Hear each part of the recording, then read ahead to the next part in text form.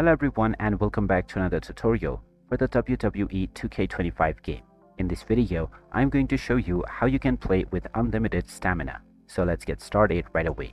First of all, open up the game on your device, and once you are inside the main menu, from the home page, move your scroller all the way to the right, and then choose the gameplay option.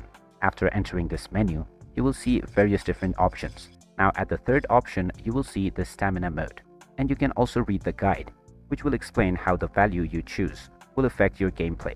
So if you have the normal option selected, then this means that performing various tasks, such as running and even hitting your opponents, will drain your stamina.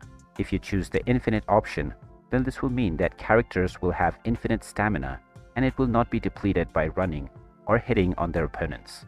After choosing your desired option, you can scroll down and choose the save option to go back to the home page and start your match.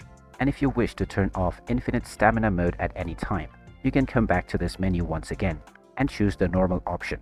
And there you have it. That is how easy it is to play with unlimited stamina on the WWE 2K25 game. If you find this video helpful, don't forget to hit that like button and subscribe to our channel for more useful tips and tutorials. Thanks for watching, and I'll see you again in the next one.